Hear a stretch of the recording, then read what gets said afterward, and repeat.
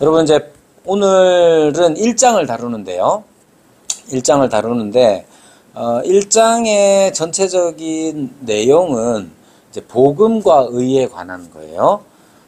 그런데 이제 1장 복음에 대해서 이해를 할 때에 복음이란 무엇이냐를 이해할 때에 우리가 이제 로마서의 기록을 통해서 확인을 하는 거니까 로마서 1장 1절부터 기록되어 있는 게 뭔지를 보면 되겠죠.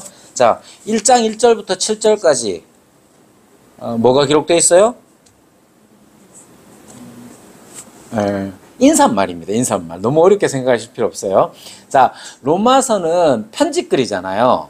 자, 우선 이렇게 편지글이 어떻게 성경이 되느냐, 이건 뭐 과외적인 건데 지금 이제 안 오신 분들도 있고 해서 그냥 외적으로 보십시오. 이 편지글이 어떻게 성경이 됐을까? 원래는 이제 구약의 이스라엘이 어떻게 하나님을 예배했습니까? 어떤 방식으로? 성전 제사를 통해서 예배를 드렸잖아요. 자, 그런데 이 성전 제사를 통해서 예배를 드릴 때에 성전이 무너진 적이 있었어요. 그게 언제냐면 기원전 586년 혹은 7년경에 586년 7년경에 성전이 무너지고 이스라엘 사람들의 대부분은 다 붙잡혀서 포로로 가게 됩니다. 자, 포로로 가면 예배를 드려야 돼요, 안 드려야 돼요? 드려야 되는데 기존에 예배 드리는 방식이 뭐였느냐? 성전 제사였어요. 근데 성전 제사를 드릴 수가 없어. 왜? 다 무너졌기 때문에. 그럼 어떻게 예배했을까요?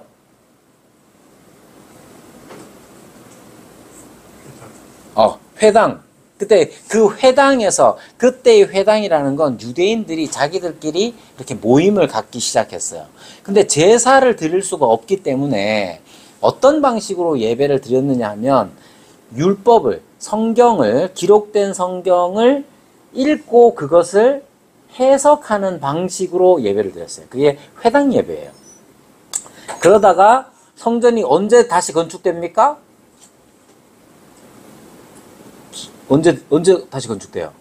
기원전 538년경에, 즉 학개와 스가랴 선지자의 사역을 통해서 성전이 다시 지어지게 되죠. 그게 쭉 이어져 내려오다가 다시 재건되는 때가 언제냐? 헤롯 때예요. 헤롯 때. 그 사이에 또 뭐 이제 여러 가지 부침이 좀 있었습니다만 헤롯 자체는 원래 에돔 사람으로서 이방인인데 유대인의 왕이 되기 위해서 유대인들의 환심을 사기 위해서 엄청난 이제 건축을 했는데 그게 바로 이제 헤롯 성전입니다. 그렇게 해서 헤롯 성전이 언제 또 무너지느냐 하면 AD 70년에 무너집니다. 예수님이 계실 때 예수님은 어떤 방식으로 예배를 드렸겠어요? 두루 다니시면서 예수님은 성전 제사를 통해서도 예배를 드리시고 회당에서도 예배를 드리시죠. 갈릴리에 계실 때에는 갈릴리 회당에 가셔서 예배를 드리신단 말이에요. 그때 예배 방식이 어떤 거였느냐 하면 이사야서를 가지고 읽으시고 이것이 너희 귀에 응하였다 이렇게 해석하시면서 예배를 드린단 말이죠. 자, 그러면 그때에 예수님께서 승천하시고 성전이 아직까지 무너지지 않고 있던 어간 40년의 어간에 예루살렘에 있었던 기독교인들은 어떻게 예배했겠어요? 성전 예배랑 병행합니다. 그거 사도행전에 나오죠. 성전에 기도하는 시간에 맞춰서 올라가고, 그죠? 그렇게 합니다. 근데 성전이 다 무너져 버렸어. 그리고 다른 지역에 교회가 생겼어요. 다른 지역에 이방 땅에 교회가 생겼단 말이에요. 그 사람들 어떻게 예배를 드렸겠어요? 회당 예배 방식으로 예배를 드립니다. 자, 그래서 이방 땅에 세워진 기독교회가 예배를 드릴 때에 회당 예배 방식으로 예배를 드렸어요. 그 말은 뭐냐 하면 구약의 성경을 읽고 그 성경이 어떻게 예수 그리스도로 말미암아 응하여졌는지 그 약속들이 성취되었는지를 설명하는 것. 그래서 예수가 그리스도이심을 드러내는 방식으로 예배를 드렸단 말이에요. 그렇게 예배를 드리면서 지내다 보니까 어떤 어려움이 있느냐 하면 율법주의적인 그 유혹에도 빠지기도 하고 아니면 여러 가지 윤리적인 문제가 생겨나기도 하고 뭐 이러잖아요. 그때 어떻게 합니까? 사도들이 그 문제에 대하여 편지를 씁니다. 근데 이 편지들이 사도가 보낸 편지로서 권위를 가지고 있어서 그 권위 있는 사도가 보낸 편지를 예배 때 낭독을 합니다. 근데 우리 교회만 하는 게 아니라 대구에 있는 동흥교회만 하는 게 아니라 대구에 있는 다른 교회들도 그 사도의 편지를 돌려보죠. 회람해서 다 보고 그것을 예배 시간에 낭독하고 회당 예배 방식으로 낭독함으로써 점점 더 사도들의 편지가 하나님께 드리는 예배에 사용되면서 성경이 되는 거예요. 그래서 성경이 아니 편지글이 어떻게 성경이 되느냐? 여러분 편지글 어떻게 해서 성경이라고 하면 하나님의 직접적인 계시여야 하니까 하나님이 이렇게 막 불러주면 그거 막 받아 적는 식으로 성경이 기록되었다고 생각하는 경우를 종종 사람들이 생각을 합니다만 편지글이 그렇게 우리의 성경이 되는 건 그런 과정을 거쳐서 되는 거예요. 자, 그러면 이제 오늘 본문에서 말하고 있는 오늘 본문 1장 1절부터 나오는 내용들을 우리가 한번 살펴보면 이 편지를 쓸 때에 사도 바울이 편지를 쓰고 있는데 이 사도 바울이 편지를 쓰면서 맨 처음에 편지글이기 때문에 나오는 게 뭐냐면 인사입니다. 자, 거기에서 1절에서 7절까지 보면 발신자와 수신자를 확인할 수가 있고 그리고 인사를 건네는 이 1절까지가 전체적으로 다 인사말이에요. 인사말. 특히 인사말이 처음 그러니까 한 번도 대면하여 본 적이 없고 본인이 바울이 직접 복음을 전해서 교회를 세운 곳이 아닌 교회, 로마 교회이기 때문에 인사말이 더 길어진 것 같아요. 자, 그러면 이 인사말 속에서 우리는 이제 복음의 어떤 것인지 찾을 수가 있는데요. 원래 사람들이 건네는 인사가 우리 삶과 관련해서 중요한 어떤 가치들을 드러내기도 합니다. 한국 사람들은 어떻게 인사합니까? 식사했습니다. 아, 그래요. 맞죠. 안녕하십니까? 이렇게 하죠. 안녕의 뜻이 뭐예요? 아무 탈 없이 편안하다. 이럴 아무 탈 없이 편안합니까? 이렇게 묻는 거예요. 왜 그게, 근데 영어는 어떻게 인사합니까? 굿모닝, 좋은 아침, 굿 애프터눈, 좋으냐, 이걸로 묻는데 우리는 안녕하십니까? 그 안녕의 구체적인 확인 내용이 뭐예요? 밥 잡쌌습니까? 식사하셨습니까?요. 그러니까 이게 이제 우리의 인사말 안에도 우리의 삶에 중요한 어떤 가치들을 확인할 수가 있는 거죠. 우리나라 사람들은 그렇게 이제 어려움을 많이 겪었었나 봐요. 그럼 사도 바울이 로마 교회에 건네는 인사말은 어떠냐? 이런 거 이제 찾아볼 수가 있는 거예요. 자, 편지를 쓰면서 인사말에 있어서 제일 먼저 드러나는 게 뭐냐 하면 자기를 소개합니다. 자기를 소개해요. 사도 바울이 자기를 소개할 때 어떻게 소개합니까? 예수 그리스도의 종이라고 소개해요. 자, 그러면 자신을 종으로 소개하고 있을 때 이 종은 여러분 다 들어봤죠? 헬라어 둘로스입니다. 둘로스인데 이건 이제 노예, 노예 이런 의미인데 노예 그러면 여러분들 어떤 이미지가 떠오릅니까? 어떤 의미가 떠오릅니까? 대부분은 지금 이제 많은 사람들은 흑인들을 떠올릴 수가 있어요. 그리고 노예라는 단어를 보면 흑인이 떠오르고 흑인의 그 흑인 노예 시절의 그 참혹한 역사들이 어쨌든 우리에 스쳐 지나가기 때문에 부정적인 느낌을 많이 갖습니다. 부정적인 느낌을 많이 갖는데 이때 당시에 이 로마 제국 시대의 종은 우리가 생각하는 흑인 노예들하고 좀 달라요. 그래서 어떤 면에서 다르냐면 이 사람들은 이제 로마가 제국을 형성하면서 다른 지역들을 많이 이제 점령을 하면서 거기에 있는 사람들을 노예로 많이 잡아왔거든요. 엄청나게 잡아왔습니다. 그런데 로마의 확장 가운데는 항상 어디에 있느냐면 기존의 지중해권을 장악하고 있었던 그리스 문명과의 전쟁이 있었어요.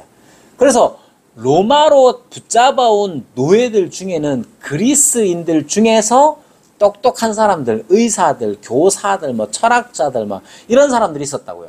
그런 사람들을 다 자기 집의 가정교사처럼 아니면 셈을 잘하는 사람 같은 경우는 경제권을 맡겨가지고 하는. 그래서 노예라고 불리지만 흑인 노예를 떠올리기보다는 이 사람은 어느 정도 자유를 누렸을 뿐만 아니라 자기가 돈 벌어가지고 자기가 값을 치르고 해방을 얻는. 그래서 해방노예라는 말도 있었을 정도로. 그러니까 여기에서 노예, 그리스도의 종이라고 했을 때 그건 엄청 억압을 당한다 이런 느낌보다는 종이니까 주인이 있다는 걸 강조하기 위해서 사용하는 말이에요. 그래서 그것이 히브리 종의 경우도 마찬가지죠. 히브리인들이 이스라엘 사람들이 자기 같은 민족, 히브리 민족의 민족 사람들을 종으로 부를 때 종처럼 해서는 안 된다 이렇게 말합니다. 항상. 그래서 신년이 되면 해방시켜줘야 되고 보내줘야 되고 계산도 잘 쳐가지고 보내줘야 된단 말이죠. 그런 관념 하에서 그리스도의 종이라는 개념을 생각해 볼 필요가 있고요. 강조되는 건 종이라는 단어에서 강조되는 건 주인이 있다는 뜻이에요. 자, 그러면 핵심적인 거는 뭐냐면 지금 사도 바울이 자기 자신을 종으로서 종의 정체성을 두고 있다는 거죠. 여러분, 나 자신이 스스로 누군가의 종이다 라고 하는 건 자연스러운 게 아닙니다. 그렇죠? 막말로 내 새끼들도 머리 굵어지면 아래로 훑어보고 이러는데, 그죠? 그러니까 이게, 종이라는 단어 속에서 우리가 주인이 있다는 주인과의 관계를 생각하는 것이 1차적이고, 다만 이러한 자기 정체성 자체가 자연스러운 건 아니다 하는 거예요. 그러니까 이 인사말에서 복음이 무엇이냐라고 했을 때 복음이라는 것은 자기 정체성, 내가 어떤 사람인지를 자기 정체성을 부여하는 어떤 것이에요. 근데 거기에 있어서 종이라고 했으니까 나는 어떤 사람이냐 하면 나는 나 혼자서 뭔가를 이루어내는 게 아니라 누군가의 관계 속에서 자기를 인식하는 그렇게 하는 것이죠. 그러니까 복음이라는 것은 정체성의 변화를 가져다 주는 어떤 것이에요. 바울은 자신을 또 어떻게 소개합니까? 사도라고 소개합니다.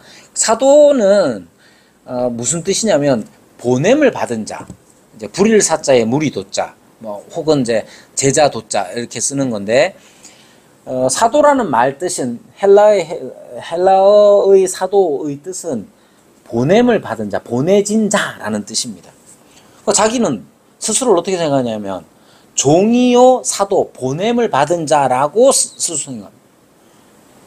그러니까 복음이 무엇이냐를 우리가 생각할 때 사람의 정체성을 변화시키는 어떤 것인데 그 정체성의 변화가 마치 현대 문화에서 자기를 이해할 때 나 자신을 찾아가는 그 무엇이라기보다는 자기에게만 이렇게 집중되는 정체성이 아니라 누구와의 관계 속에서 주인과 종으로서 스스로를 자리매김하는 그런 의미를, 그런 변화를 가져다 주는 게 바로 복음이라는 거죠. 자, 그러면 보세요. 종, 그리고 보내어진 자, 보냄을 받은 자, 다 어떤 의미입니까? 주인이 있어서 자유와는 상관없는 것처럼 느껴지잖아요. 그죠? 그런데 그렇게 이런 종이나 사도라는 이 말 안에서는 어떤 억압적인 느낌을 받고 억지로 뭔가를 해야 하는 것처럼 느낌을 많이 받아요. 그래서 여러분 십자가를 진다 했을 때 느낌이 어때요?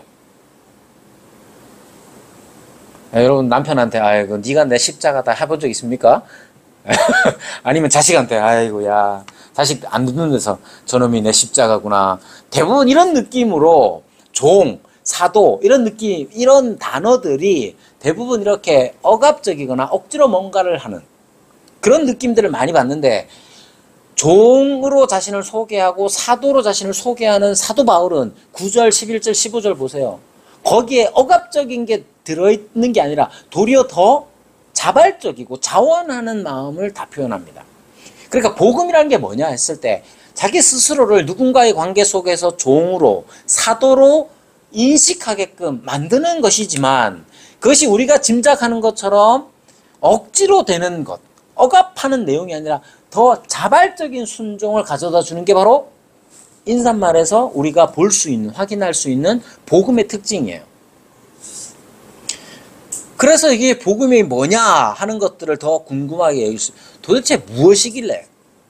전에 말씀을 드렸는지 몰라도 제가 이제 한 20몇 년 전에 전도사를 할 때, 청년부 담당할 때, 청년부 자매 중에 하나가 이제 일본 선교를 간다고 막 이제 우리나라 복음성가를 일본어로 막 번역을 하는데, 자기들이 일본어가 좀 딸리니까 일본어를 전공하는 자기 오빠, 안 믿는 자기 오빠한테 가서 물어봤대요.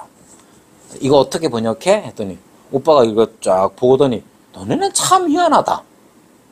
어떻게 다른 누군가를 주인으로 말할 수가 있느냐, 이렇게 얘기하더라고요. 우린 너무 당연하잖아요. 예수님 나의 주인이십니다. 주님이십니다. 주님, 이렇게 하는 걸 너무 당연하게 생각하는데, 그게 사실은 세상 사람들이 당연하게 여기지 못하는 일이에요. 왜? 내 인생은 나의 것이고 내 인생의 주인은 나고 하는 것이 팽배한 이런 시대에 누군가를 주인으로 모신다는 건 대단히 어색한 일이기도 하죠. 그러면 과연 복음이란 게 어떤 것이냐 했을 때 3번, 그렇다면 복음이 어떤 것이냐. 그래서 이 복음이라는 것을 좀 더 자세하게 다루고 있습니다. 원래 이 복음이라는 단어, 유앙겔로이라는 이 헬라어 단어는, 유앙겔로이라는 단어는 문자 그대로 하면 good herald, 그러니까 좋은 전령이라는 뜻이에요. 아주 좋은 전령이라는 뜻인데, 여기 이제 good herald라는 말 자체가 전령으로서 참 좋아, 전령으로서 나빠, 이런 의미가 아니라 좋은 소식을 전하는 전령인 것이죠.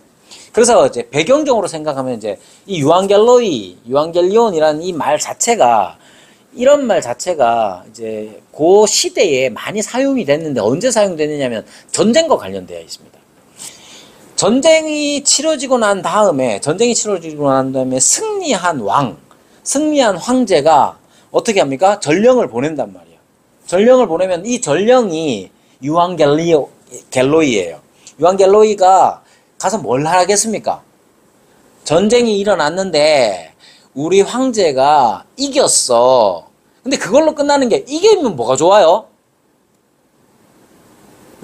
여러분, 한국하고 일본하고 축구해가지고 이기면 뭐가 좋아요? 그냥 기분이 좋죠? 근데 전쟁은 어떨까? 전쟁은 이런 거예요. 유앙겔로이라는 이 단어 안에 복음이라는 단어가 일반적으로 어떻게 사용되느냐 하면, 우리의 황제가 적군을 물리쳤고 그 결과 우리 황제의 통치가 여기에 베풀어질 거니까 너네는 땡 잡은 거야, 이런 의미예요. 자, 복음이란 게 뭐냐 했을 때 단어적으로 유앙겔로이가 담고 있는 의미가 그거예요. 왕이 전쟁을 치렀고 그 전쟁에서 이겼기 때문에 그 다음에 오는 게 뭐냐, 그 위대한 왕의 통치 안에 너희가 들어와서 너희는 이제 평화를 누리게 될 거야. 그걸 나타내는 게 바로 유앙겔로이, 복음의 의미인 것입니다. 그래서 복음이라는 것은 선포, 선언이에요. 선포와 선언, 즉 어떤 걸 선포하느냐면 전쟁에서 승리했다 하는 선포와 함께 이제 위대한 왕의 통치를 받게 되었기 때문에 평화가 이르렀다 하는 선언이에요. 여기서 우리가 생각해야 할 중요한 점은 복음이라는 건 어떤 충고 같은 게 아니에요. 좋은 소식이라는 게 여러분 복음이 뭐냐 했을 때 대부분 충고, 조언, 뭐 좋은 소식 항상 그 기준 안에는 나 자신이 너무 많이 담겨져 있어요. 뭐가 좋은 소식이에요? 여러분 이상용 목사가 로마서를 강의합니다. 이게 좋은 소식입니까? 너무 반응이 없으면 제가 섭섭하고요. 잠 오실까봐, 잠이 올까봐 말씀, 그냥 농담 삼아 하는 겁니다. 좋은 소식, 근데 보세요. 왜 그게 좋은 소식이냐 했을 때, 이상용 목사가, 잘 가르쳐. 그 말은 나한테 이득이 된다는 거예요. 나에게 유익이 된다는 거예요. 그런 식으로 나를 도와줄 수 있는 걸 자꾸 좋은 소식, 복음이라고 생각합니다. 아픈 사람에게 복음이 뭐예요? 그러면 맨날 낫는 거예요. 이제 그런 범위를 벗어나지 못한 채로 살아가고 있어요. 복음을 이해한단 말이에요. 그러나 복음은 일반적으로 사용되는 그 유앙겔로이라는 단어 자체가 말하는 것처럼 전쟁과 승리와 그 승리에 따르는 왕의 통치, 그 왕의 통치 안에서 누리는 평화, 이 모든 게 다 포함되는 거예요. 그러니까 이건 조언이나 충고나 나를 중심으로 한 내게 어떤 유익이 있느냐의 관점에 거기에 방점이 찍히는 게 아니라 일어난 일, 이미 이루어진 일에 관한 선포요 선언이라는 점을 잊으면 안 됩니다. 이 점이 우리가 좀 더 유념해서 이해해야 될 내용입니다. 거기에다가 이 복음을 이해할 때는 마치 어느 사람, 어느 한 개인의 소유로 이해하는 건 옳지 않아요. 바울의 소유도 아니죠. 그리고 우리는 이제 복음의 전령이다 하는 것은 바로 하나님이 하신 일, 하나님의 하신 일에 대한 선포와 그 결과에 대한 선언, 그것을 복음으로 이해해야 합니다. 그러니까 복음은 우리에게 어떤 도움이 되고 유익이 되는 그런 소식이 아니라 하나님의 것이라, 하나님께서 하신 일에 관한 것입니다. 자, 여러분 왜 이렇게 길게 강조하느냐면 자꾸만 복음을 내게 유익이 되는 어떤 걸로 생각해요. 제가 어릴 때 들었던 이제 부흥회였던 것 같은데 예화 중에 이런 게 있었습니다. 누가 절벽에서 이제 막 나무 뿌리를 하나 붙잡고 막 이제 기도하는 거예요. 하나님 도와주세요. 막 나무 뿌리는 막 끊어져 가고 있고, 그랬더니 저 밑에서 하나님이 응답을 하십니다. 거기서 손을 놔라. 그럼 뭐라 하겠게요? 제가 들은 예화에서는 하나님 말고 딴 사람 없어요. 네, 왜? 자기가 죽을 것 같거든요. 그러니까 복음이라는 건 그런 상황에서 하늘에서 내려오는 동아줄 정도로 생각합니다. 그런 이해보다는 하나님이 하신 일에 초점을 맞추는 게 중요합니다. 그럼 하나님은 무슨 일을 하셨을까? 자, 성경 보면 되죠. 하나님이 하신 일이 뭡니까?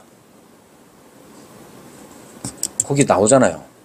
자, 몇 절부터 나옵니까? 2절부터 나옵니다. 이 복음은 하나님이 선지자들을 통하여 그의 아들에 관하여 성경에 미리 약속하신 것이다. 그래서 먼저 하나님이 하신 일에 대하여서 먼저 강조를 합니다. 그러니까 복음을 이해할 때 항상 하나님이 무엇을 하셨느냐에 초점을 맞추는 이해가 필요해요. 자, 하나님께서 그 아들에 관하여 성경에 미리 약속하셨다 이렇게 말씀하시잖아요. 자, 하나님은 미리 언제부터 약속하셨을까요?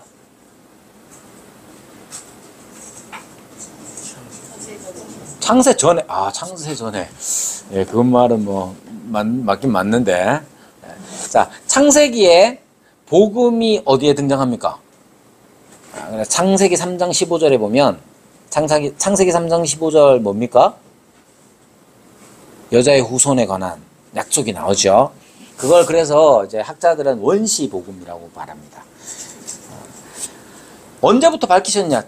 타락한 이후부터 분명하게, 물론 창세 전부터 하나님의 작정하심이 있었죠. 그러나 그 작정하심을 우리에게 계시로 밝히신 것, 그 기록은 창세기 3장 15절에 나옵니다. 그럼 창세기 3장 15절에는 선지자가 등장합니까? 안 합니까? 선지자가 뭐냐에 따라서 달라져요. 여러분, 아브라함은 선지자입니까? 아닙니까?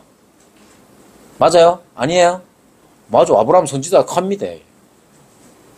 왜 그러면 아브라함을 선지자라고 했느냐 하면, 선지자의 의미가 뭐 어떤 거냐면 계시의 수납과 전달, 계시를 수납받아서 전달하는 사람이 선지자예요. 우리들은 다 선지자입니까? 아닙니까? 다 선지자 직분을 가지고 있는 거예요. 복음을 전하라 하셨으니까. 아무튼 이 선지자들을 통하여서 그의 아들에 관하여 성경에 미리 약속하셨습니다. 여기에 초점은 어디에 있느냐 하면 하나님께서 하신 일이에요. 하나님 어떻게 하시느냐 하면 미리 선지자들을 통하여 약속을 계속해서 주신 거예요. 하나님이 하신 일에 관해서 여러분들이 들어야 되고, 따라서 선지자들에게 약속하여서 그 아들에 관하여 미리 약속하시는 거니까 복음의 중심 내용은 뭐냐면 예수님이 되는 겁니다. 그의 아들, 곧 예수님이 되는 것이죠. 그래서 복음이라는 것은 우리말로 어쩔 수 없이 복음이 무엇이냐라고 우리가 이렇게 기술이나 서술을 하지만, 복음이 무엇입니까? 라고 하면 어떤 개념처럼 설명할 수밖에 없잖아요. 그죠? 복음이 무엇입니까? 이렇게 질문할 수밖에 없고, 그런 질문을 받거나 그 질문에 답하기 위해서는 어떤 개념처럼 설명할 수밖에 없단 말입니다. 그러나 엄밀하게 말하면 복음은 무엇입니까? 이렇게 서술되는 게 아니라 복음은 누구입니까? 이렇게 서술되는 게 성경적인 관점이에요. 왜? 하나님께서 성경에 미리 선지자를 통하여 성경에 그의 아들에 관하여 미리 약속하신 것이다 했으니까 그의 아들에 관한 것, 이 개념이 중요한 겁니다. 따라서 복음의 중심은 예수 그리스도, 그의 아들 곧 예수님이십니다. 이 말은 다시 강조하지만 복음을 항상 내가 필요로 하고 내가 좋아하고 혹은 나의 희망을 주고 이런 나 중심적인 관점에서 복음을 자꾸만 이해하려고 하면 기독교가 타락하기 쉬워집니다. 그래서 뭐 좀 비판적으로 말하자면 현대뿐만 아니라 계속해서 기독교는 그런 어려움들을 당했죠. 예를 들면 어제 큐티 본문 뭡니까? 게하씨가 나오는 거잖아요. 게하씨가 뭐합니까? 사기를 치죠. 사기를 치는데 어떻게 치느냐? 여호와의 살아계심을 두고 맹세하노니 라고 하면서 나아만에게 가서 거짓말하면서 보세요. 게하시는 용의주도하게 자기가 사용할 수 있는 모든 지혜를 잘 활용하여 사기를 칩니다. 왜 그렇습니까? 하나님을 모르거나 여호와를 모르거나 이런 게 아니에요. 그것이 자기에게 은 2달란트와 2벌의 옷 자체가 자기에게 복음이 되기 때문에 그래요. 그래서 여러분, 복음이라는 게 어느 면에서 보면 내게 유익한 것이죠. 영원한 유익을 주고 영적으로 유익을 주는 것이지만 나에게 자꾸만 초점을 맞추면 그게 게하시처럼 그렇게 내 욕심에 맞춘 복음만 이해하게 그렇게만 이해하게 되기가 쉽습니다. 그래서 복음은 그의 아들에 관한 것, 즉 예수님에 관한 거예요. 예수님께 초점을 맞춰야 돼요. 그래서 복음이라는 것이 예수님께서 어떻게 약속되어져 왔고 그리고 그 약속이 어떻게 성취되었는지를 확인하는 거, 그게 우리 복음이에요. 그럼 그 확인이 어떻게 사람을 변화시킬 수 있느냐? 변화시킬 수 있는 것이죠. 자, 8절에서부터 15절 8절에서부터 15절에는 바울이 이 편지를 쓰면서 자신이 해야 할 일에 대해서 밝히고 있습니다. 그리고 로마에 가고자 하는 뜻을 분명하게 밝히죠. 그럼 로마로 가고자 하는 목적에 대해서 밝히면서 뭐라고 말합니까? 어떤 신령한 은사를 나누어 주어 너희를 견고하게 함이라. 그뿐만 아니라 이 복음이라는 것은 예수님에 관한 소식이잖아요. 예수님이 어떤 일을 하셨고 그 결과가 무엇이냐. 그러면 여러분 이 복음은요 재밌는 영화 보는 것과는 달라요. 여러분이 재밌는 영화 요즘 무슨 영화 나오는지 모르겠는데 한번 기억해 보십시오. 저는 영화 잘 안 봐가지고 뭔 영화를 봤는지 기억도 잘 안 나는데 어쨌든 여러분 재밌는 영화를 보면 여러분도 어떻습니까? 그냥 기분이 좋을 뿐이에요. 여러분이 로맨틱 코미디 이런 거 좋아합니까? 로맨틱 코미디 보면 어때요? 아직도 싱숭생숭합니까? 뭐 그럴 줄로 믿고.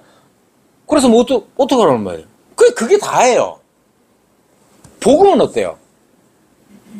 복음이 예수님에 관한 소식이라잖아요. 예수님이 십자가에 못 박혀 죽으셨어요. 그죠? 근데 그게 나를 사랑하시기 때문에 그렇대요. 그래서요.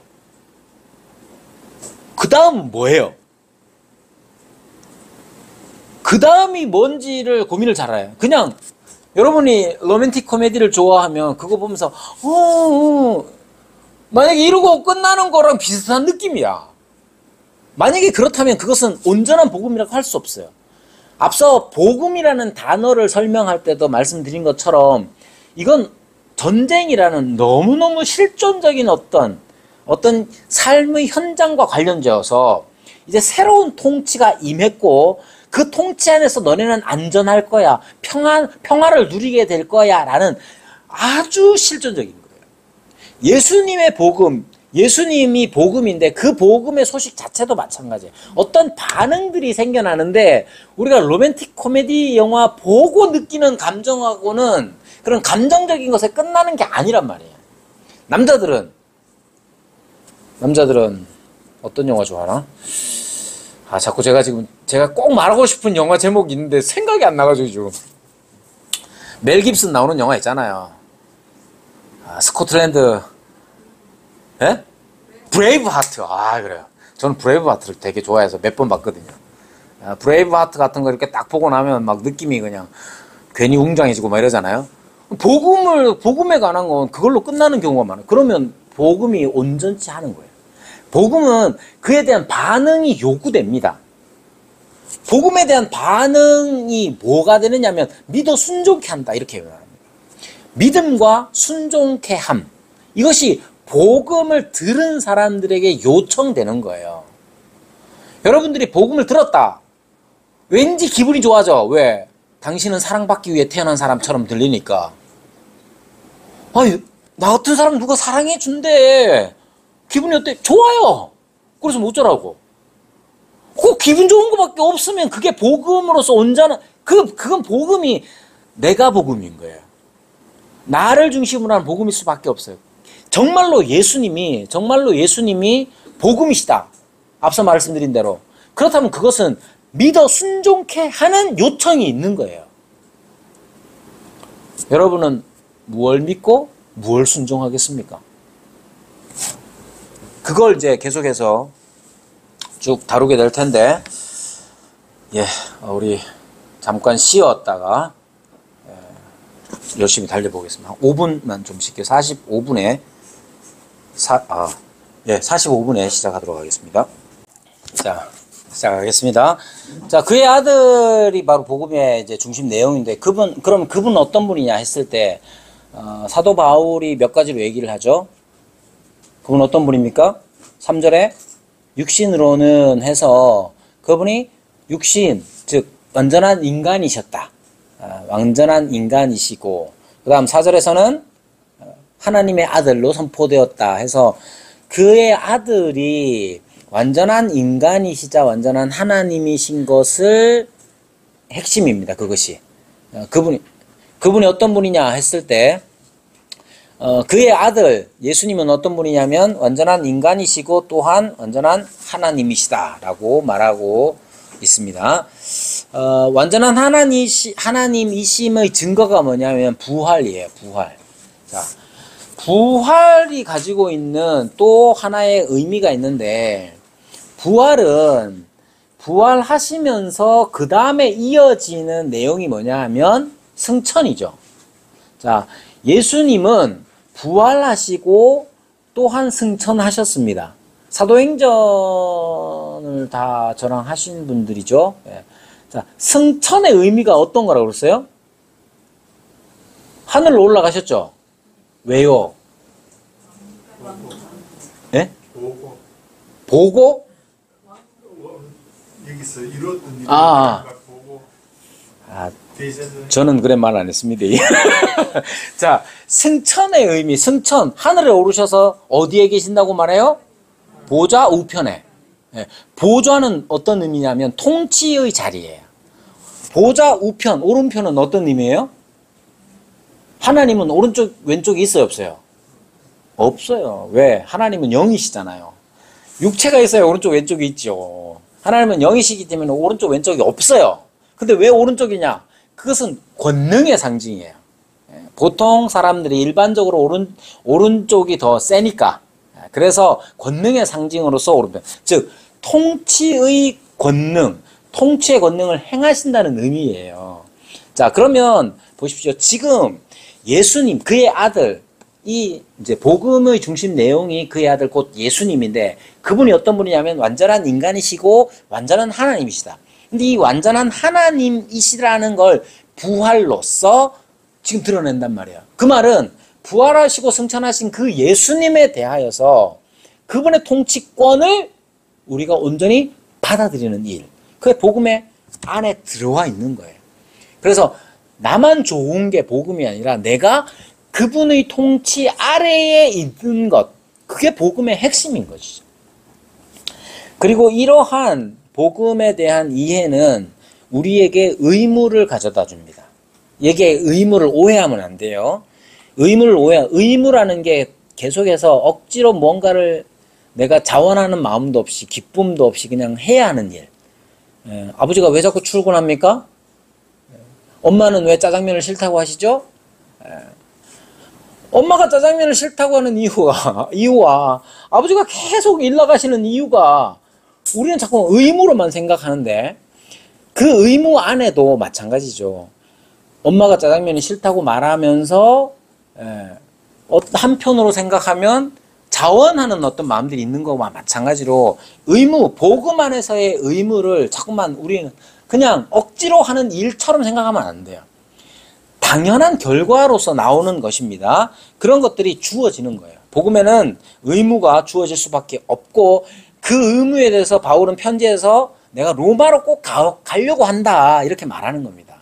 왜 로마로 갑니까? 라고 물으면 복음이 예수 그리스도가 그리스도의 종이요 그리스도의 사도된 자로서 마땅히 그리고 기꺼이 기쁨으로 할 수 있는 것, 해야 하는 것, 그 안에 포함되는 거예요.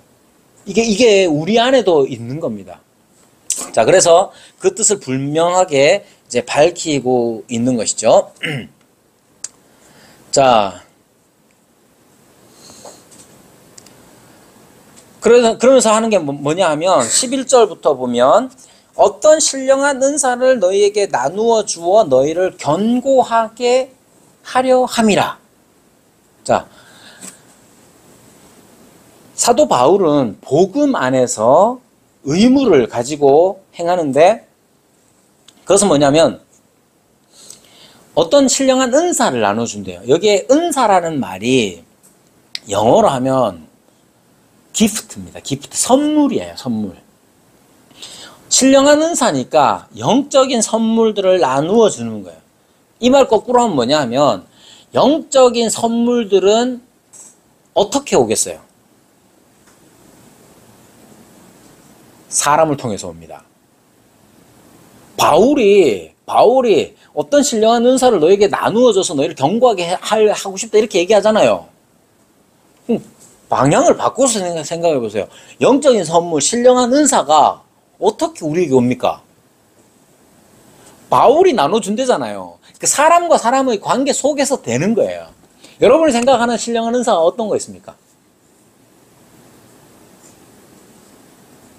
뭐가 신령한 은사일까요?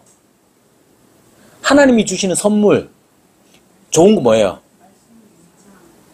예? 말씀의 임재, 또 사랑, 온유 이런 거 맞죠? 말씀을 깨닫는 거.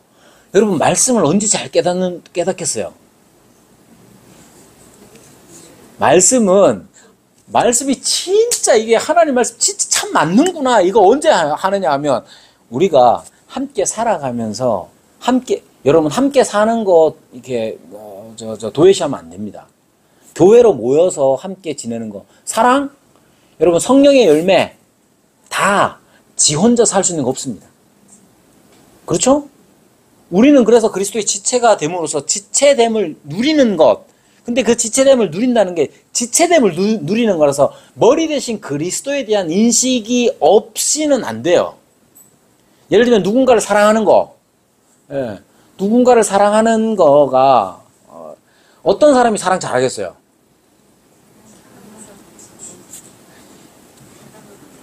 사랑을 받아본 사람, 그거랑 예수님이랑 무슨 상관이에요?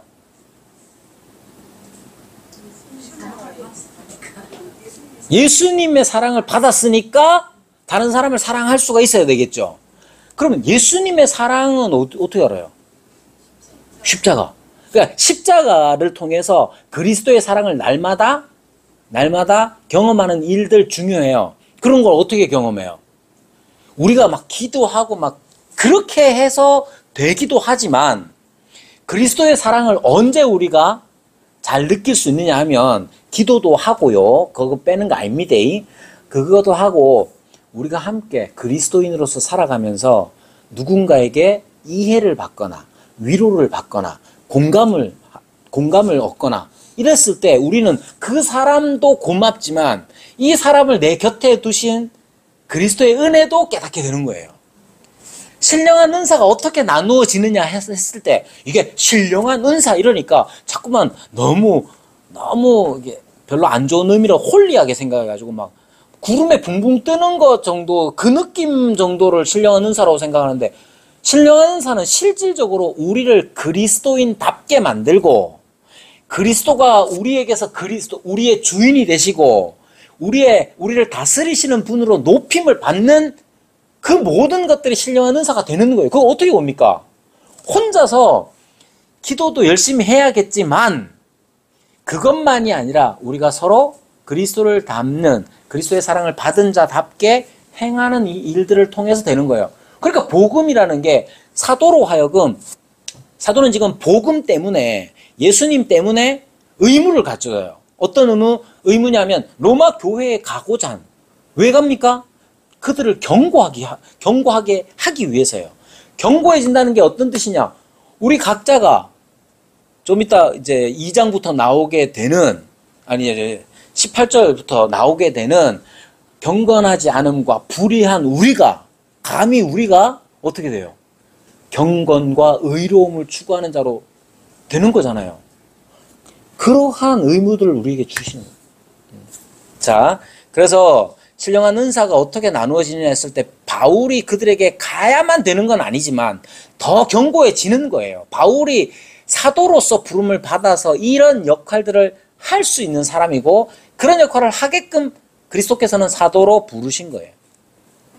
이러한 목적에 대해서 의무라고 칭하는 것이 약간 어색할 수 있습니다. 그죠? 그러나 복음의 의무는 자원하는 마음에서 비롯되는 겁니다. 여기에서 자원하는 마음이라는 건 어떻게 마치 샘이 솟는 것처럼 나오는 거예요. 그 샘의 근원이 뭐냐가 중요하죠. 샘의 근원이 바로 그리스도, 진짜 복음. 거기에서 우리는 이렇게 자원하는 마음이 솟아날 수 있어야 돼요. 그러니까 묵상이라는 것 자체도 하나님의 말씀이라는 것도 자꾸만 그리스도의 사랑과 하나님의 사랑과 은혜들을 발견하는 일이죠. 여러분, 성경이 우리에게 가르치고 나타내 주는 게 뭡니까? 네? 하나님입니다. 하나님이라는 걸 어떤 방식으로 성경이 우리에게 가르치느냐, 알려주느냐 하면 크게 얘기하면 두 가지입니다. 하나님은 어떤 분이시냐? 하나님은 어떤 분이에요? 하나님은 사랑이시라. 또 하나님은 어떤 분이냐? 많이 있어요. 그렇게 정의되는 게 있어요. 예를 들면 하나님의 사랑이시다. 그 말만 들으면 우리가 그럼 구체적으로는 뭐야? 이렇게 의문할 수 있죠. 구체적으로 그리스도의 십자가를 통해서 우리는 하나님의 사랑을 확인하잖아요. 그러니까 구약에서부터 시작해서 하나님이 어떤 분인지를 쭉 말할 뿐만 아니라 그런 하나님이 어떻게 일하셨는지, 그걸 좀 어려운 말로 경륜이라고 합니다. 하나님의 경륜에 대하여서 우리는 성경을 통해서 알아가는 거예요. 그래서 성경을 읽으면 성경이 총 1189장이다. 아니면 몇만 단어로 구성되어 있다. 이런 거 알면 재밌고, 그런 것만 아는 게 아니라 하나님이 어떤 분인지를 아는 게 중요해요. 근데 이게 인격의 알미라는 건 인격을 통해서 알아지는 거예요. 몸에 배는 거란 말이에요. 하나님이 사랑이시다 하는 걸 여러분 알죠? 알죠? 어떻게 아느냐? 사랑 가운데서 행할 때 알게 돼요. 자, 그러한 의무들이 우리에게 주어진단 말이에요.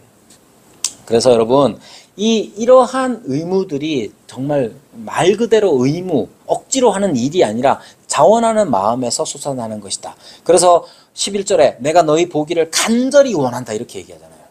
여기에 간절히 원하는 것, 이 표현 안에서도 정말 이 복음 때문에 감격에 겨운 그런 표현들, 그런 것으로 우리가 볼 수가 있는 것이죠. 자, 그래서 복음이라는 게 무엇이냐 했을 때 맨 처음 나오는 게 뭡니까? 네? 하나님? 자, 그러므로 복음을 전하기로 내가 16절 뭐라고 말합니까? 내가 복음을 부끄러워하지 아니하노니. 자, 바울은 복음에 대해서 말할 때 맨 처음에 뭘 말하느냐? 나는 복음을 부끄러워하지 않아. 이렇게 얘기해요. 이 말을 거꾸로 하면 뭐겠어요? 역으로 하면. 복음은 자랑스러운 건데 어떤 사람들은 복음을 부끄러워하기도 해요. 자, 여러분, 복음은 왜 부끄러울 수 있을까요? 복음을 부끄러워해 본 적 있어요? 없어요? 없어요? 잘 생각해 보세요. 자, 여기에 부끄러운이라는 이 단어 헬라어의 의미 중에는 어떤 게 있냐면 불쾌한 이런 의미도 있습니다. 복음이 이제 거북스럽고 불쾌할 수 있다는 거예요. 누군가에는. 여러분, 언제 복음이 부끄럽고 혹은 불쾌하겠습니까? 우리가 복음을 생각하는 것처럼 세상 사람들이 다 생각할 것 같지만 안 그래요. 세상 사람들은 왜 불쾌해야 할까요? 예? 상관이 없어요. 상관이 없어요. 근데 어떤 면에서 상관이 없느냐 했을 때 구원이라는 것이 사람들을 무시합니다. 어떻게 무시하겠어요? 죄인이라고 무시하잖아요. 자, 손 집사님, 죄인이시죠? 그렇게 안 보이는데. 그렇게 안 보이는데 죄인입니다. 자, 복음이 가르치는 죄인됨은, 손 집사님은 죄인이긴 죄인인데, 여기 다 죄인이잖아요? 근데 어느 정도까지 죄인이라고 말할까요? 자, 여러분, 죄가 다 같은 죄가 아닌 거 여러분 아시죠? 그죠? 맨날 싸울 때 그러잖아요. 야, 니 내보다 더하다. 이러면서 싸우잖아요. 경중 같은 게 있는 것처럼 느껴집니다. 자, 죄에는 경중이라는 게 있는 것 같아요. 그러면 복음이 말하는 우리의 죄의 경중 어느 정도일까요?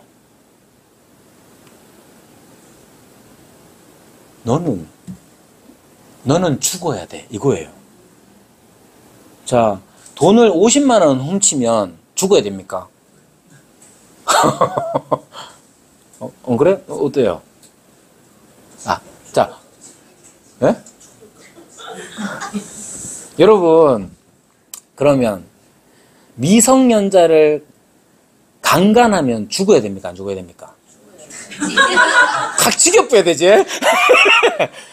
보세요. 우리는 다 죄에 다 죄인이라고 다 얘기는 해.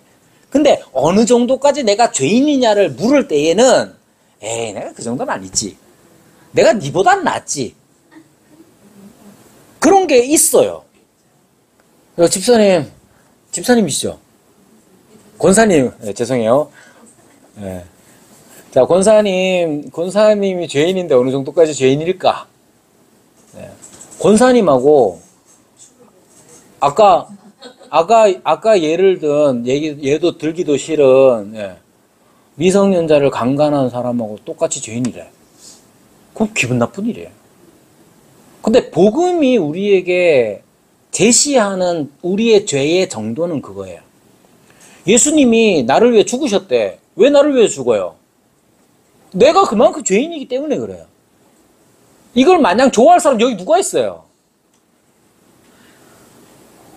연쇄살인범 그러면 막 부자들만 골라서 죽였다 그러면 왠지 덜. 근데 막 여자들을 그렇게 막 그런 식으로 막 성적으로 이래가지고 막 연쇄살인을 했다. 그거하고 나하고 똑같아요? 그런 문제인 거예요. 내가 죄인인 거 다 알아. 세상에 양심이 있으면 자기가 나는 죄를 안 지어라고 말하는 사람은 거의 나는 한 사람 봤어요. 대학 때 낙도선교회 이제 교회 없는 섬에 가가지고 봉사도 하고 이제 가가호 이제 방문해가지고 이제 전도도 하고 할머니한테 우리가 이제 단체로 갔거든요. 할머니 이제 같이 간 이제 누나가 할머니 죄인이죠 그랬더니 할머니 딱 보더니 정색을 하면서 내가 왜 죄인이고 너가 죄 지을 게 뭐 있노? 거기 이제 작은 섬이거든요.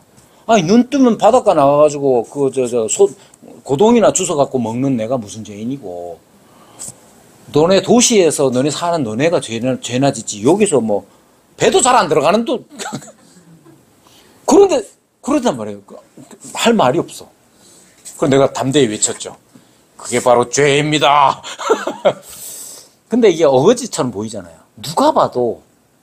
그런데 복음이라는 게 상정하는 것, 그리스도의 십자가가 상정해 놓는 건 우리의 죄가 어느 정도는 했을 때 처참하게 사형을 당해야 할 정도로 죄라는 거예요. 그래서 불쾌해요. 더 나아가서는 현대에 와서는 그리스도의 십자가는 비윤리적이라고 말합니다. 뭐가 윤리적이냐? 그게 왜 윤리적이냐는 거예요. 왜 비윤리적이냐면 야, 네가 잘못했으면 네가 벌 받아야지. 왜 다른 사람이 벌 받게 하냐는 거예요. 생판 남인데. 그러니까 그리스도의 십자가가 내가 복음을 부끄러워하지 아니하노니부터 시작하는 이유는 뭐냐면 복음이 담고 있는 그 내용 자체가 그 질량이라는 것이 어느 정도냐를 우리에게 가르쳐 준단 말이에요. 세상 사람들이 다 복음 좋아할 것 같은지 그렇지 않아요. 세상 사람들은 복음을 혐오하기도 해요. 윤리적으로 혐오한다니까. 내가 잘못했는데 누군가가 나를 대신하는 거 그건 나를 무시하는 거나 마찬가지야. 난 책임 없는 사람처럼 책임을 질 줄도 모르는 사람처럼 여기는 거잖아요. 그래서 복음이라는 게 불쾌하고 부끄러워할 만한 것이다. 그렇기 때문에 복음을 그냥 제대로 알지 못하는 사람들은 부끄러워하기도 합니다. 여러분은 어떤지 모르겠는데, 자, 복음은 예수님이 우리를 위해서 죽었다라고 말하죠. 거기에서 사람들은 모멸감 같은 것도 받을 수 있고, 무엇보다도 우리의 구원이라는 건 스스로를 구원해내지 못합니다. 만약에 우리가 아, 예수님, 그 십자가는 내가 질게요. 그래서 내가 십자가에 그 고통을 당했다고 칩시다. 여러분, 십자가에 고통 당한 사람이 예수님 한 사람이 아닙니다. 수없이 많은 사람들이 십자가에 못 박혀 죽었단 말이에요. 여러분, 그 스파르타쿠스 뭐 이런 거 아시죠? 그 이제 노예들, 검투 노예들, 걔네들이 반란을 일으켰어요, 실제로. 근데 이 세력이 너무 세가지고 엄청 로마 제국이 흔들릴 만큼 그렇게 여차차 해가지고 이제 승리를 거두게 됩니다. 그 중에 그 보좌관 중에 하나가 카이사르였어요. 아, 내가 지금 이름이 생각이 안 나지만 그 유명한 장군이 너무 열받아가지고 자기가 자꾸 지다가 겨우 이겼거든요. 그러니까 그 검투 노예들을 어떻게 했느냐면 일정한 구간마다 하나씩 다 십자가 못 박았어요. 자기가 로마로 돌아오는 길에 일정한 간격을 따라서 거기에 참여했던 노예들을 다 십자가에 못 박아 죽였어요. 십자가에 못 박힌 거 예수님만이 아니에요. 예수님 십자가에 못 박힐 때도 또 누가 있었죠? 두 사람 더 있었잖아요. 자, 생각해 보세요. 예수님, 내 죄는 내가 담당할게요. 그래서 십자가에 못 박히면 돼요, 안 돼요? 세상 사람들은 그렇게 해야 될 거라고 생각해요. 내 죄는 내가 감당할 거라고 생각해요. 그러니까 자기 자신에 대한 그러한 자신감 같은 게 있단 말이에요. 스스로를 구원해낼 수 있다고 생각하는 사람들이에요. 그리고 그렇게 해야 멋있다고 생각해요. 여러분, 자수성가. 여러분, 복음 진짜 잘 안 받아들이는 사람 중에 한 사람이 자수성가한 사람입니다. 무슨 그룹 사장이 되고 이런 게 안 돼도 어느 정도 내가 엄청 어려운데 이 모든 역경들을 이겨내고 내가 번듯한 가정과 직장, 사업터를 일궈냈다. 이런 사람들은 자기 스스로 뭔가를 할 수 있다고 생각하는 사람들은 복음을 받아들이는 것, 복음의 내용 자체를 싫어합니다. 왜? 자기를 무시하는 거죠. 내가 할 수 있는데? 그래서 복음은 부끄러운 것이 될 수도 있어요. 그러나 사도 바울이 이야기하는 게 뭐냐 하면 바로 복음은 하나님의 능력이라고 말하는 겁니다. 복음은 하나님의 능력은 구원하시는 능력이고 그 범위는 유대인과 헬라인 모든 사람에게 미치는 것이죠. 자, 그리고 이제 여기에서 이제 복음과 함께 늘 이야기하는 게 뭐냐면 의에 관한 겁니다. 의. 자, 지난번에도 말씀드린 것 같았는데 의자가 한자로 뜻이 뭐예요? 의. 의자가 무슨 의자예요? 의로울. 의자가 뭐냐고 하는데 의로울 의 이러면 이제 옳을 의자죠. 옳을 의자. 그러니까 영어로도 righteousness가 right가 이제 오른쪽도 있지만 올바른 이런 것도 있단 말이에요. 똑같아요. 자, 뭐가 올바를까요? 뭐가 올바른 겁니까? 항상 올바름에 의에 관하여서는 관계적으로 생각해야 됩니다. 지난번에도 제가 한번 강의하면서 그런 말을 했는데 손 집사님 저보다 이제 연세가 더 있으신 분인데 제가 목사라고 해서 손 집사 내가 만약에 이랬다고 칩시다. 그럼 여러분들이 다 기분 나빠합니다. 옳지 않다고 생각하기 때문에 그래요. 근데 그게 왜 옳지 않느냐 하면 우리가 한국인으로서 가지고 있는 관계성이라는 게 있단 말이에요. 내가 목사고 집사님이고 그렇지만 우리가 인생을 이제 산 그거 때문에 그걸 이제 함부로 하지 않는 그런 관계잖아요. 그렇기 때문에 그렇게 말하면 내가 아무리 목사라도 기분 나빠하는 옳은 게 아니에요, 그게. 그러니까 의로움이라는 것도 마찬가지. 의로움이라는 게 뭐가 의롭냐 했을 때 뭐가 의로운지 잘 몰라.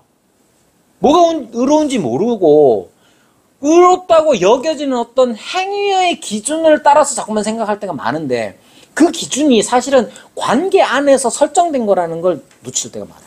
자, 하나님과 우리 사이의 의라는 건 어떤 거겠어요?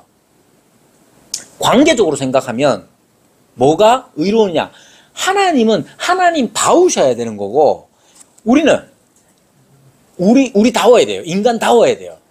하나님과 우리 인간 사이의 의로움에 대하여서 학자들이 말하는 것 중에 하나가 뭐냐 하면 창세기 때부터 이렇게 가지고 옵니다. 창세기 내용부터 가지고 오는데 먼저 성경에서 요구되는 의는 창조의 원리를 따르는 의예요. 하나님은 하나님이시고 우리는 그의 피조물로서의 올바름이라는 게 있단 말이에요. 전도서 5장에 보면 네가 성전에 들어가서 함부로 입 열지 마라 이렇게 말합니다. 왜 함부로 입 열면 안 되느냐? 하나님은 하늘에 계시고 너는 땅에 있습니다. 이렇게 얘기해요. 그러니까 막 함부로 얘기하면 안 됩니다. 왜? 우리가 함부로 말할 수 있는 게 우리의 한계라는 게 있기 때문에 함부로 할 수가 없는 거예요. 하나님은 하나님다우신 게 하나님의 의고 우리는 우리다운 거, 피조물다운 게 우리의 의란 말이에요. 그래서 불의하다 하는 것이 뭐냐? 우리가 불의한 게 뭐가 불의한 것이냐 했을 때 우리가 하나님과의 관계 안에서 하면 안 되는 거, 그런 게 불의한 거예요. 자, 그러면 좀 도발적인 거니까 여러분 너무 확대 해석하면 안 됩니다. 일부러 자극하기 위해서 하는 말이에요. 기도는 불의하게 사용될 수 있습니까? 없습니까? 기도 많이 하면 다 좋으냐? 예, 기도 많이 해야 되는데 기도 많이 하시는데 잘 생각해 보세요. 여러분들 자극하기 위해서 하는 말이니까 너무 확대 해석하면 안 되고요. 기도를 불의하게 사용할 수도, 기도 많이 해서 자기의 불의만 넘치게 되는 사람이 있을 수 있습니다. 대표적으로 어떤 사람이겠어요? 바리새인이 뭐 어떻게 했는데요? 이렇게 기도했습니다. 하나님 감사합니다. 감사의 내용이 뭐냐? 저 세리와 같지 않음을 감사합니다. 자, 하나님 저 세리와 같지 않음을 감사합니다. 저는 1회에 2번씩 금식하고 이제 11조 내고 이렇게 합니다. 지금 그게 뭐예요? 자기 자랑? 세리 들으라고 하는 소리입니다. 저놈들은 나한테 배워야 돼. 그걸 기도를 가지고 사용하는 거예요. 이건 기도하는 자의 마땅한 자세가 아니에요. 전도서 5장에 말하는 것처럼 그 성전에서 하나님은 하늘에 계시고 우리는 땅에 있는 존재고 하나님의 은혜로만이 살 수 있는 존재인데 그거 아니고 나는 어느 정도 해요 라고 덤벼드는 건 옳은 게 아니란 말이에요. 그래서 그런 기도는 들으시지 않습니다. 여러분 뭐 좀 확대해서 나가는 거지만 여러분 기도가 응답이 안 된다. 기도가 응답이 안 된다. 그럼 어떻게 해야 돼요? 자기를 돌아봐야 됩니다. 하나님 어떻게 나한테 이럴 수가 있어요? 하는 게 아니에요. 자기를 돌아봐. 그래서 응답되지 않는 기도의 예가 성경에 많이 나와요. 대표적으로 이런 거예요. 네가 율법에 귀를 안 기울이고 자꾸 말만 하면 되겠느냐. 그러니까 하나님의 뜻을 내가 제대로 순종도 안 하면서 하나님은 내 말을 들어주세요 라고 하는 건 옳지 않은 거죠. 그러니까 우리가 혹여 진심을 다해서 마음을 다 쏟아가지고 진심을 다해서 기도를 했는데도 불구하고 기도를 응답이 안 해주신다. 그것 자체를 응답으로 여기고 나 자신을 돌아보는 일이 필요한 거예요. 나 자신을 돌아보아서 내가 율법에 하나님의 말씀을 순종하는 면에 있어서 어긋난 건 아닌가. 혹은 내가 지금 구하는 이 내용 자체가 내가 욕심을 따라서 구한 건 아닌가. 이렇게 돌아볼 때 하나님이 내게 하나님이 되어주시는 것이잖아요. 그런 일들이 필요해요. 그게 올바른 의로운 거예요. 자, 그런데 하나님께서는 우리가 의롭지 않다는 사실을 분명하게 하고 시작합니다. 언제부터? 타락 이후로부터 우리는 하나님 앞에서 의로운 존재가 될 수 없어요. 타락도 보십시오. 타락도 죄라는 것이 언제 어떻게 시작됐느냐 했을 때 표면적으로 밖으로 드러나는 모습은 뭐냐면 하나님이 선악을 알게 하는 나무의 열매를 먹지 마라. 정령 죽으리라 하셨다고요. 그런데 하나님의 말씀에 대한 신뢰가 없이 자기 자신의 판단을 따라서 이때부터 이미 의롭지 않은 거예요. 왜? 하나님은 하나님이시고 아담과 하와는 그의 피조물인데 그 피조물이 하나님의 생명의 공급을 받는 자인데 그걸 스스로 거부하고 자기 판단을 따라서 선악 먹잖아요. 이미 그때부터 그 마음에서부터 죄가 드러나게 된 것이죠. 그 이후로 모든 인류는 다 죄에 오염된 상태에서 태어나고 그 오염된 상태에서 또한 그의 그 오염의 죄의 열매들을 맺으며 살아왔단 말이에요. 그렇기 때문에 1장 18절에서 말하는 게 뭡니까? 1장 18절.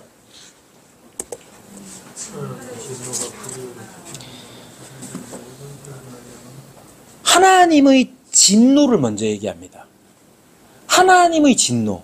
그러니까 우리의 불의함에 대하여서 하나님의 진노가 먼저 있는 거예요. 하나님의 진노가 모든 불의로 진리를 막는 모든 경건하지 않음과 불의에 대하여 하늘로부터 나타난다고 얘기합니다. 이것은 현재예요, 현재. 그러니까 복음이라는 것이 우리에게 주는 것은 하나님의 진노로부터 우리를 건져내시는 은혜인 것이죠. 자, 하나님의 진노. 바울은 오직 의인은 믿음으로 말미암아 살리라 함과 같으니라고 적고 있습니다. 의인이라는 것은 하나님을 향해 믿음을 발휘하며 그 믿음으로 사는 사람이죠. 창조 때부터 의라는 것은 바로 이거예요. 하나님을 의지하여, 피조물이니까 창조주를 의지하여 사는 것이, 믿고 의지하여 사는 것이 바로 인간의, 피조물의 의로움이란 말이에요. 이것이 인간이 취할 마땅한 바. 왜 이게 마땅하냐? 하나님과의 관계 속에서 그런 거예요. 하나님이 처음 사람을 만드신 후에 요구하신 것도 바로 그것이죠.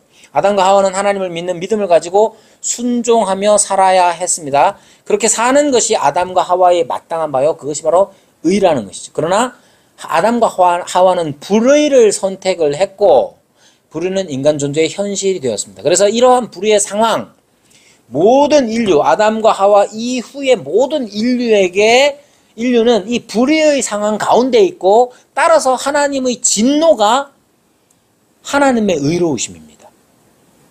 불의한 자를 대하는 하나님의 방식이 뭐여야 합니까?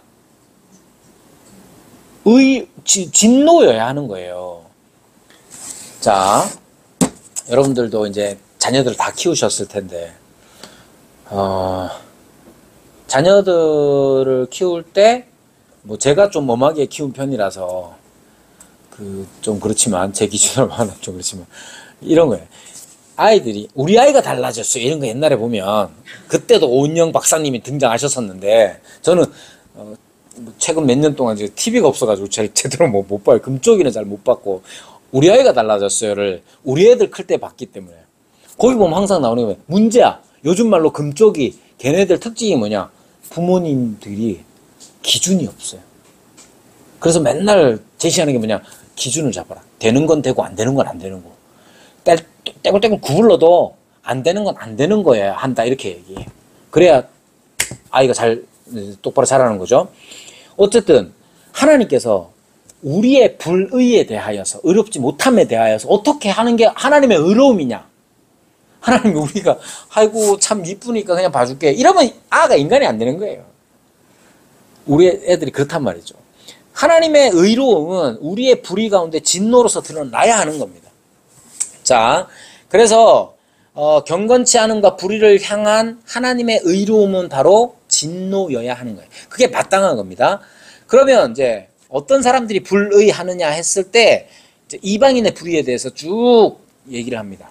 하나님의 존재가 숨김없이 다 드러나지만 하나님의 능력과 신성이 그가 만드신 모든 만물에 분명히 보여 알려졌음에도 불구하고 어떻게 하냐? 하나님을 영원하게도 감사하지도 않습니다. 더 나아가서는 하나님의 진리를 거짓으로 바꾸어 피조물을 조물주보다 더 겸비하고 섬기는 것이죠. 네. 표의 피조물을 예배하는 거죠. 사실은 피조물을 예배한다기보다는 자기의 욕망을 예배하죠. 세상의 세속의 사람들 한때 이제 17세기부터 등장하는 그런 이제 계몽주의에 있는 이성을 중심으로 하는 사람들은 우리 기독교 신앙도 그렇게 얘기합니다. 하나님은 우리 욕망의 아이콘이다. 그래서 하나님은 신은 진짜로 있는 건 아닌데 우리가 욕망하는 거 그걸 그렇게 나타낸 것일 뿐이다. 이렇게 얘기를 한단 말이에요. 여러분 이러한 이방인의 불의는 지금도 마찬가지입니다. 최근에 뭐 목사님들하고 같이 얘기하면서 그런 얘기가 나왔어요. 요즘 사람들이 무신론자처럼 보이죠? 안 그래요. 이제 아내가 44세 이제 임용을 봐가지고 교사가 됐어요. 그러니까 같이 임용된 사람들은 한 20살 어린 사람들이에요. 이제 지금 이제 학교에서 근무하는데 학교에서 근무를 하면서도 젊은 사람들이 좀 많아요.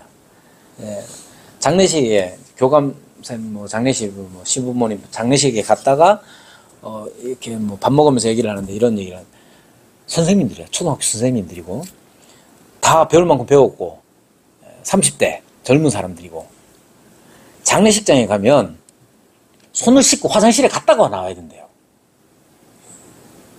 나도 처음 들었어요. 나는 맨날 뭐 목사님도 장례식장에 막 가니까 뭐 그런 얘기 할 일이가 있나.